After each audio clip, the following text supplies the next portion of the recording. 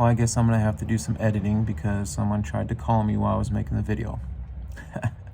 Don't know how to edit, so maybe I'll just do a part 2. Like you said, first video, I don't know.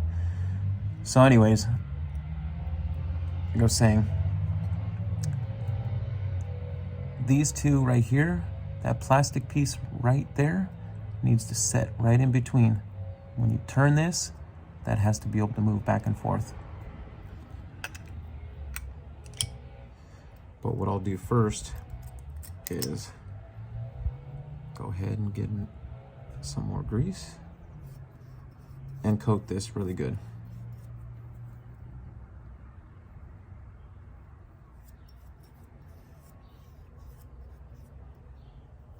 Dang, I hate that. Trying to do a video and everything, and then someone calls and messes it all up.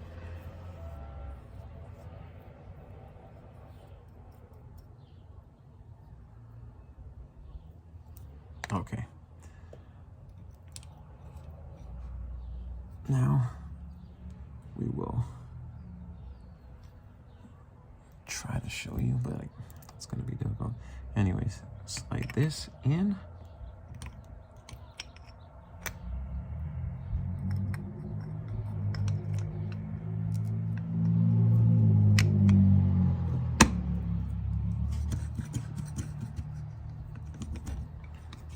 Gotta make sure that it sits in there.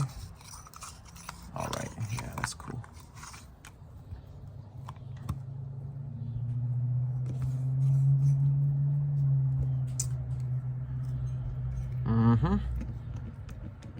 See, I got sidetracked with the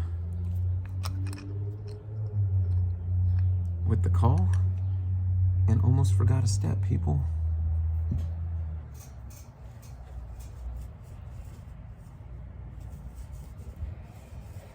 When you're doing this, you're not going to want kids around, you don't want distractions, because it's so easy just to miss a step or get sidetracked. So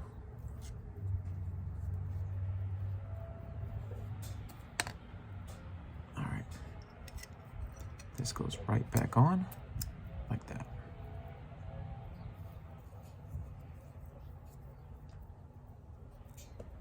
And then again, line this up.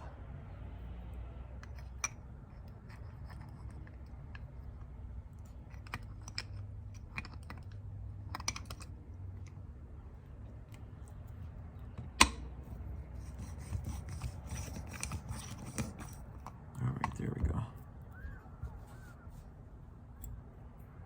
And then that's when you come back with your rings.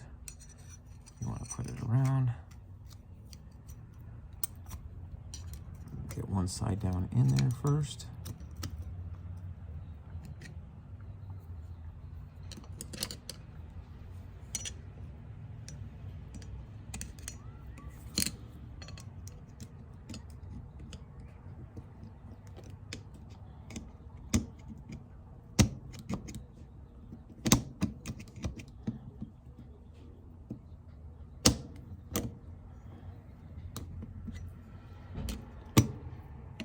There we go.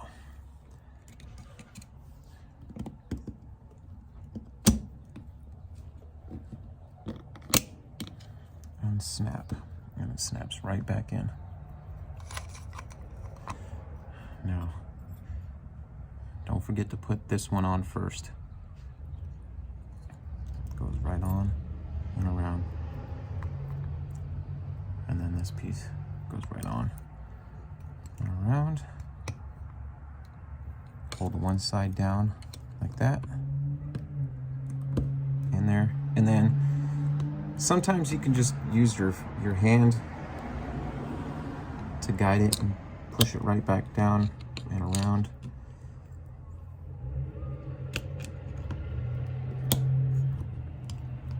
And see, now you just and snap right back in. And then that's all back together. Ready to go. Ready to put some more grease in there. I'll put more grease and everything all around here And then there's a little rubber seal, and that one will go right around here.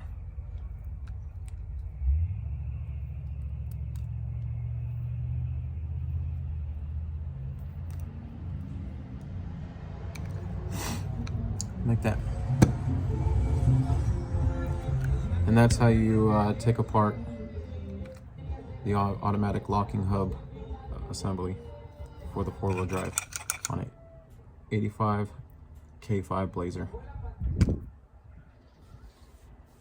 I'll try to get better with these videos if I make more. Thank you for watching.